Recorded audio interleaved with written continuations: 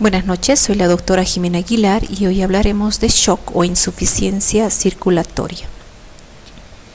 Este tipo de síndrome tiene una alta mortalidad. Es necesaria la rápida identificación para dar comienzo a un tratamiento intensivo y oportuno.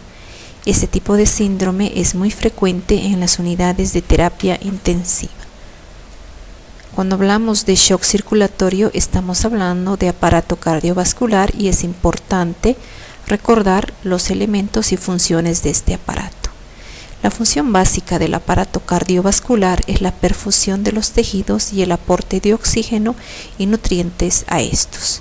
La perfusión depende de la capacidad del corazón para impulsar la sangre, de la presencia de un sistema vascular indemne, de una cantidad suficiente de sangre en este sistema vascular y de la capacidad de los tejidos para utilizar y extraer el oxígeno y nutrientes que les transporta la sangre. De esta manera, el shock circulatorio es la incapacidad de este sistema cardiovascular para aportar una adecuada irrigación hacia los tejidos y órganos periféricos. Por tanto, conlleva a una situación de hipoperfusión y lesión celular. Conceptualizamos shock circulatorio e indicamos que el shock es un síndrome grave, derivado del fracaso del sistema cardiovascular para satisfacer las necesidades mínimas de perfusión y oxigenación, lo que conduce a una situación de hipoxia tisular y acidosis láctica. En esta imagen esquematizamos el efecto de la hemorragia sobre el volumen minuto cardíaco y sobre la presión arterial, e indica que alrededor de la pérdida del 10% del volumen sanguíneo total no genera cambios a nivel del volumen minuto cardíaco ni de la presión arterial. Sin embargo, pérdidas entre el 10 al 25% generan alteraciones en el volumen minuto cardíaco, pero no así en la presión arterial debido a la instauración de mecanismos de compensación a través del sistema nervioso simpático, generando incremento de la frecuencia cardíaca y una vasoconstricción. Pérdidas de entre el 35 y 45% del volumen sanguíneo total producirán la disminución del volumen cardíaco minuto y de la presión arterial incluso hasta cero. El evento final definitivo en el shock circulatorio es la lesión a nivel celular. Entonces, esa lesión a nivel celular se da por un inadecuado aporte de oxígeno y nutrientes hacia las células. Esto conlleva a una producción insuficiente de ATP. El ATP es fundamental para realizar las funciones celulares. Entonces, recordamos que la fuente energética celular de ATP se produce o se realiza a través de una vía metabólica que es la encargada de oxidar la glucosa, con la finalidad obviamente de obtener energía. Esta vía es la vía glucolítica. En condiciones aerobias, el producto dominante es el piruvato, con la generación de 36 moléculas de ATP. Cuando disminuye el aporte de oxígeno, como es el caso del shock, el producto glucolítico dominante es el lactato, con la generación de 2 moléculas de ATP, insuficiente para la realización de todas las funciones celulares. Cuando hablamos del colapso del sistema cardiovascular, identificamos diversas causas y diversos mecanismos de producción. Tenemos que la hemorragia, las quemaduras, los vómitos, las pérdidas por diarrea, pérdidas en tercer espacio, pueden generar una disminución de la volemia. Si este es el caso, originará un shock hipovolémico. También el neumotórax, la embolia pulmonar, el mixoma cardíaco, el taponamiento y los aneurismas disecantes podrían generar obstrucción en el aparato cardiovascular y dar origen a un shock que se denomina obstructivo. Los desmayos, el shock neurogénico, anafiláctico y séptico generan dilataciones en el sistema vascular con redistribución hemática. A este tipo de shock se denomina shock distributivo. El infarto de miocardio, valvulopatías agudas, la insuficiencia cardíaca congestiva, las arritmias generan alteración en la capacidad de bomba del corazón y podrían generar un tipo de shock que se denomina shock cardiogénico. En esta imagen vemos los tipos de shock circulatorio. Aquí tenemos el shock cardiogénico, el shock hipovolémico, el shock obstructivo y el shock distributivo que posteriormente individualizaremos. El prototipo de estudio del shock es el shock hipovolémico. Es muy interesante este tipo de shock porque indica que puede ser producido por diferentes causas. Por ejemplo, tenemos las pérdidas externas de sangre total, como en el caso de las hemorragias. Hemorragias digestivas altas, hemorragias digestivas bajas, pérdidas a nivel de vía respiratoria, las pérdidas de plasma, como en el caso de los quemados, las pérdidas de líquido extracelular, líquido gastrointestinal, pérdida a través de la diarrea y de los vómitos, muy frecuente también en niños, las pérdidas internas, hemorragias internas, las pérdidas en tercer espacio. Estas pérdidas deben producirse de manera aguda y en porcentajes de entre el 15 al 20% de esa pérdida aguda de volemia pueden generar una disminución del volumen sanguíneo. Esto llevará a un llenado inadecuado de ese compartimiento vascular. Esto obviamente a una disminución de la perfusión tisular.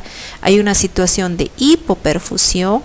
Esa hipoperfusión generará a nivel celular alteraciones en relación al aporte de energía, con una predominancia de la vía glucolítica anaerobia, con la producción del ácido láctico que generará depresión cardíaca, disminución de la respuesta vascular periférica a las catecolaminas, y esto puede llevar al desenlace fatal del paciente, con la instauración del coma y posteriormente la muerte.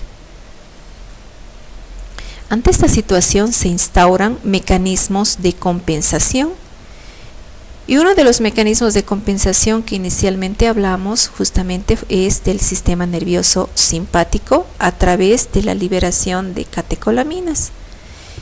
Este sistema nervioso simpático genera un aumento de la frecuencia cardíaca y también un aumento de la vasoconstricción, con la finalidad de mantener la volemia normal, que ya explicamos anteriormente. Aquí tenemos un esquema en el cual se activa el sistema nervioso simpático y la médula suprarrenal, generando incremento de la frecuencia cardíaca, taquipnea, incremento de la contractilidad cardíaca. Por otra parte, se establece también otro mecanismo de compensación a través de la reabsorción de líquido de los espacios intersticiales hacia el vascular. Aquí interviene el sistema renina-angiotensina-aldosterona para la reabsorción renal de sal y con ello agua. También la secreción de la antidiurética, que genera por una parte la retención de agua y también vasoconstricción arterial y venosa a nivel periférico. No se olviden también que el sistema renina-angiotensina-aldosterona también genera vasoconstricción. La instauración también de un mecanismo de la SET, esto con la finalidad de mantener el volumen cardíaco minuto y de la presión arterial.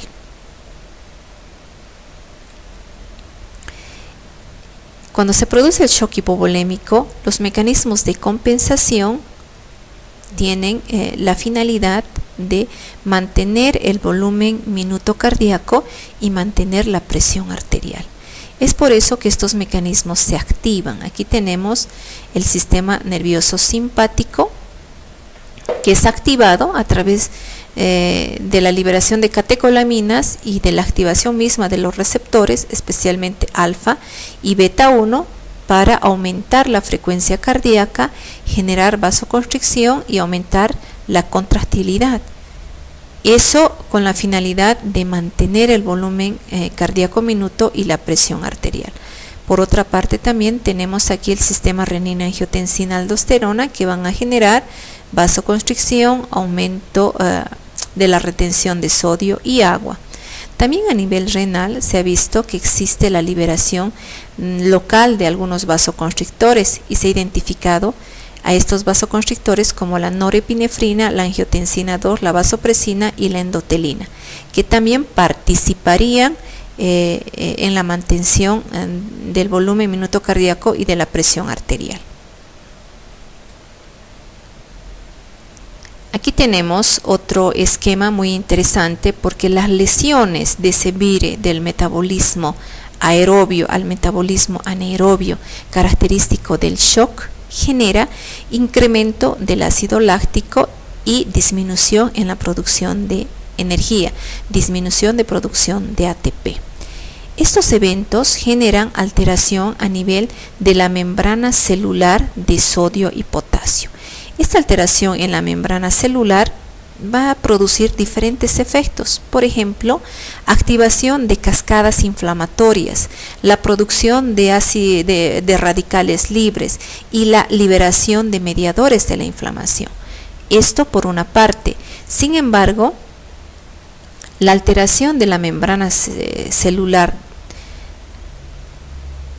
y específicamente de la bomba de sodio y potasio generará un incremento del sodio intracelular, y ese incremento del sodio intracelular generará edema celular, aumento de la permeabilidad de la membrana celular, la ruptura de las membranas lisosómicas, una alteración en la actividad mitocondrial. Esta alteración en la bomba de sodio y potasio que genera el incremento de sodio intracelular genera la ruptura de las membranas lisosómicas. Esto es altamente peligroso porque produce la liberación de enzimas. Estas enzimas liberadas intracelularmente generarán la destrucción de la célula, produciendo la muerte de la célula. Entonces, el evento definitivo que se produce en el shock hipovolémico es la lesión a nivel celular. Es por eso que esta aseveración indica: el shock ejerce sus efectos definitivos a nivel celular, cuando la circulación es incapaz de transportar oxígeno y nutrientes necesarios para la producción de ATP, con un vire de la vía glucolítica aerobia a la vía glucolítica anaerobia. Los efectos finales son a nivel celular, con la predominancia en situación de shock de la vía metabólica anaerobia con la producción de lactato. En esta imagen tenemos una explicación de la vía glucolítica anaerobia y la vía glucolítica aerobia. En el shock, la predominancia es la vía glucolítica anaerobia, con la generación del ácido láctico.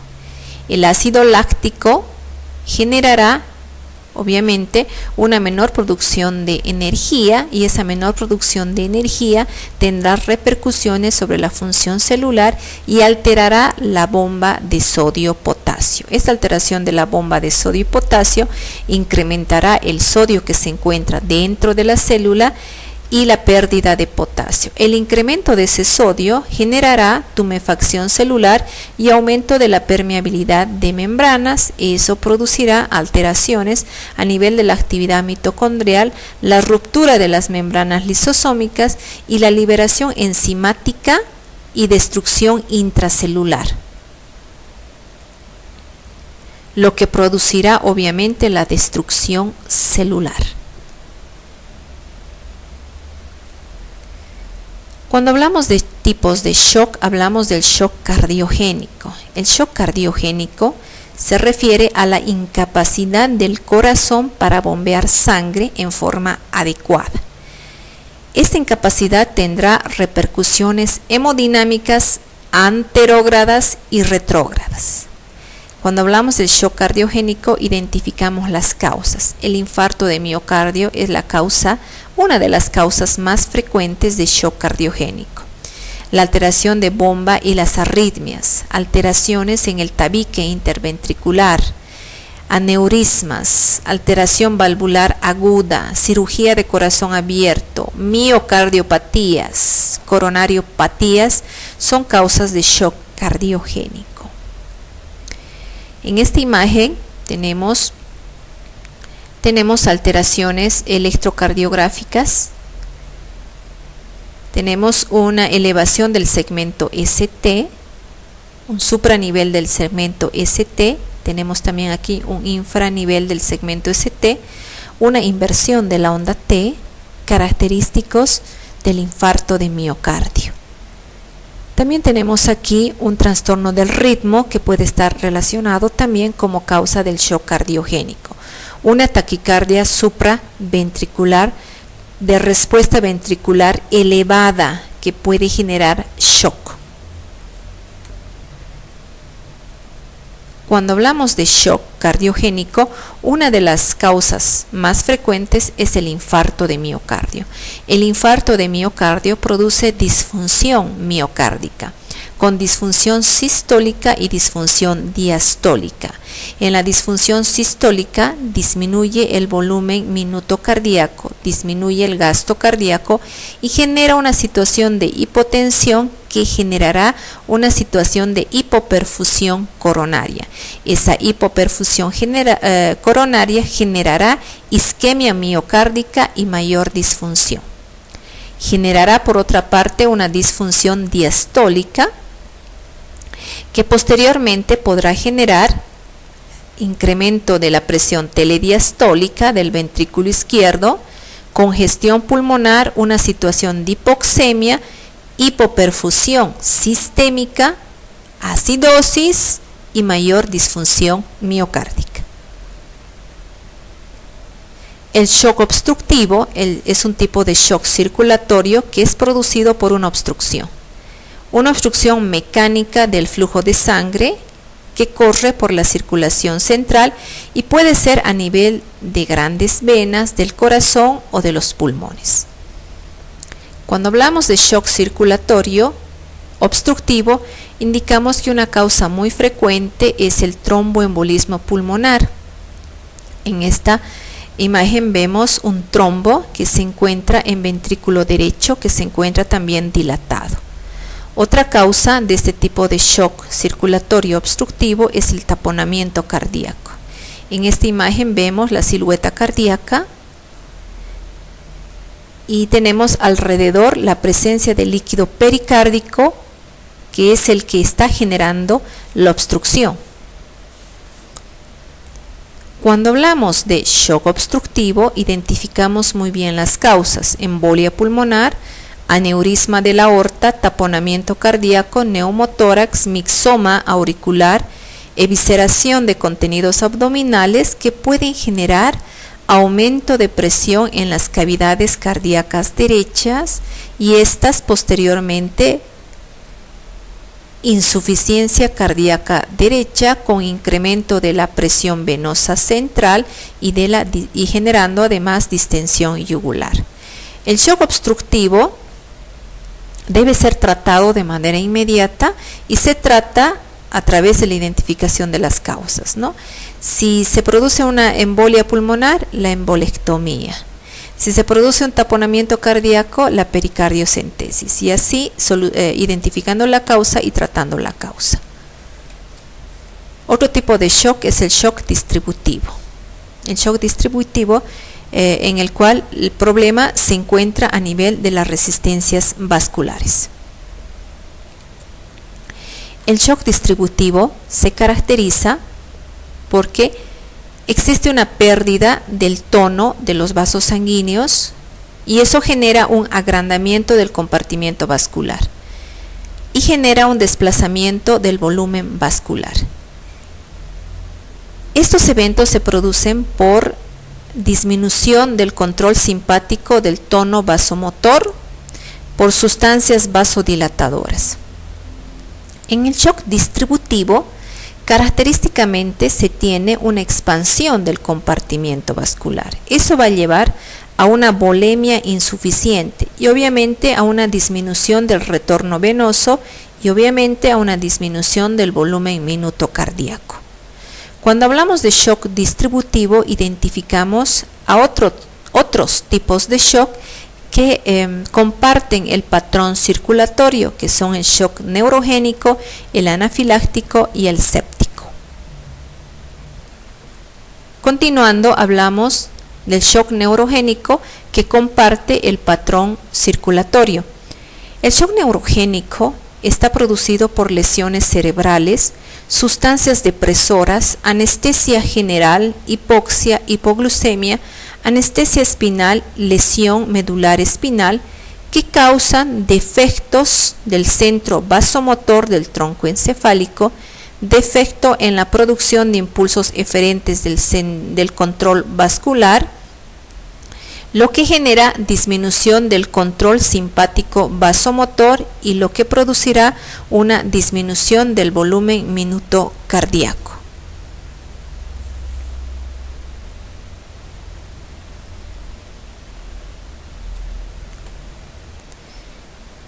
Cuando hablamos del shock neurogénico, hablamos también de una lesión raquídea o lesión de la médula espinal que se produce por encima de la mitad del tórax y puede interrumpir la transmisión de impulsos provenientes del centro vasomotor. Compartiendo el mismo patrón circulatorio tenemos el shock anafiláctico. El shock anafiláctico se debe a un proceso inmunitario que desencadena la liberación de sustancias vasodilatadoras, la histamina especialmente, generando vasodilatación a nivel arteriolar y también de venas, y también generando alteración de la permeabilidad capilar y produciendo edema laringio, broncoespasmo, colapso circulatorio, contracción del músculo gastrointestinal, uterino, urticaria y angioedema. En el shock anafiláctico tenemos ese proceso inmunitario, desencadena la liberación de sustancias vasodilatadoras como la histamina, y esa liberación va a ser responsable de los signos y síntomas que presenta el paciente. Otro tipo de shock que comparte el patrón circulatorio es el shock séptico.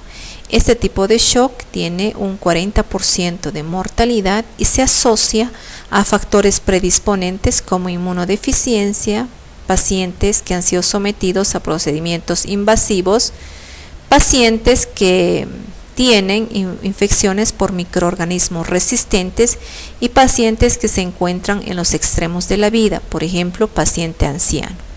En el shock séptico se involucran una serie de gérmenes, especialmente gérmenes gram negativos, pero también gram positivos, hongos y otros.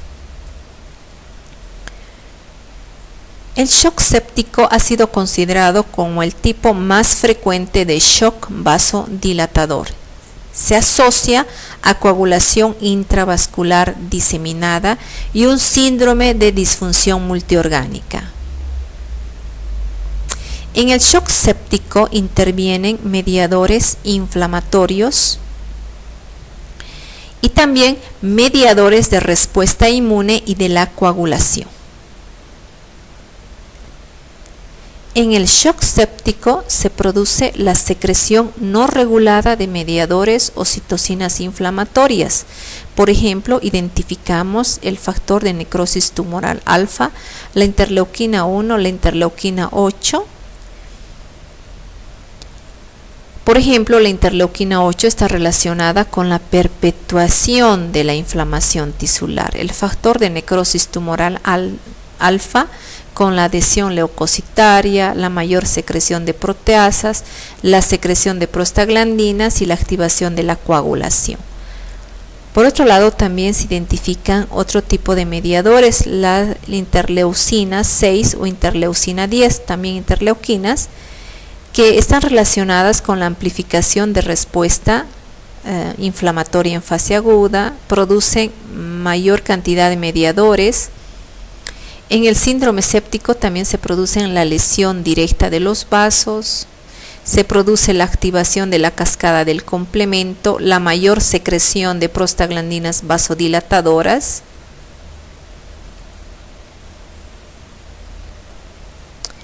El shock conlleva complicaciones, como por ejemplo el síndrome de dificultad respiratoria aguda, la insuficiencia renal aguda, la ulceración gastrointestinal, la coagulación intravascular diseminada y el síndrome de disfunción orgánica múltiple. Cuando hablamos de la lesión pulmonar aguda o síndrome de dificultad respiratoria aguda, decimos que esta complicación tiene su inicio de manera rápida, con una disnea profunda de 12 a 48 horas luego del episodio inicial. Entonces el paciente ingresa en una hipoxemia profunda que no responde a la administración de oxígeno. Y esta hipoxemia se debe o es resultado de una difusión de gases sanguíneos alterada y un desequilibrio en la ventilación y perfusión. Esta hipoxemia se ha asociado con un engrosamiento de las membranas alveolares. Cuando hablamos del síndrome de dificultad respiratoria y estas membranas alveolares engrosadas, existen diferentes teorías. Una de ellas se relaciona con la activación y acumulación de neutrófilos en los vasos pulmonares.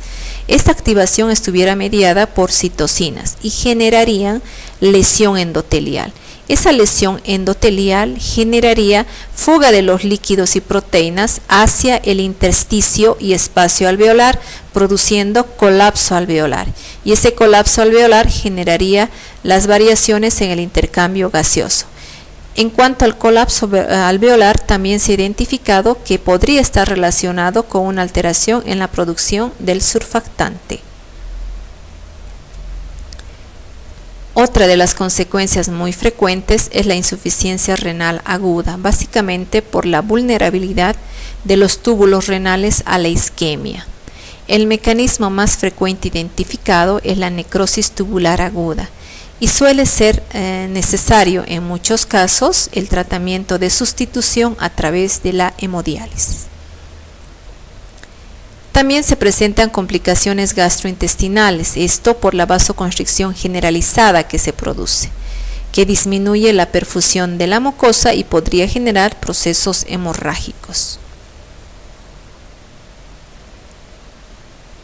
Otra de las complicaciones es la coagulación intravascular diseminada, en la cual existe un desequilibrio entre la coagulación y la fibrinólisis. Entonces, en la coagulación intravascular diseminada se produce una generación incontrolada de trombina, lo que genera un depósito de fibrina en la circulación y el consumo de plaquetas y factores de la coagulación. Ese consumo nos llevaría a un sangrado difuso. El depósito de fibrina en la microcirculación genera daño isquémico a nivel de los tejidos y también genera lesión de los glóbulos rojos y hemólisis. Ante ese depósito de fibrina en la microcirculación se activa la fibrinólisis secundaria para mantener la permeabilidad del vaso. Pero esa fibrinólisis secundaria también puede llevar hacia el sangrado difuso. Otro síndrome es el síndrome de disfunción multiorgánica, en la cual tenemos la disfunción de múltiples órganos, los factores de riesgo, paciente con traumatismo grave, paciente con sepsis, paciente con hipotensión mantenida, disfunción hepática, infarto intestinal, paciente alcohólico y paciente en edad avanzada. Diagnóstico. ¿Cómo diagnosticamos el shock? El shock lo diagnosticamos en base a signos clínicos, hemodinámicos y bioquímicos que se pueden resumir en 3 componentes: la hipotensión arterial, la hipoperfusión tisular y la hiperlactatemia. Vamos a hablar del primero, la hipotensión arterial. En general, la presión sistólica es menor a 90 milímetros de mercurio, o tenemos una presión arterial media menor a 70 milímetros de mercurio con taquicardia asociada. La hipoperfusión tisular, con signos clínicos que se observan a través de 3 ventanas corporales. La ventana cutánea, es decir, el paciente tendrá piel fría y húmeda, con una vasoconstricción y cianosis. La ventana renal, con una diuresis menor a 0,5 ml por kilogramo hora. La ventana neurológica, con alteración del estado mental, el paciente está obnubilado, desorientado y confuso. Y el otro parámetro es la hiperlactatemia, que indica una alteración en el metabolismo del oxígeno celular. La hiperlactatemia será mayor a 1.5 milimol litro en el caso de la insuficiencia circulatoria aguda. Bueno, aquí les presento la bibliografía. Gracias. Hasta pronto.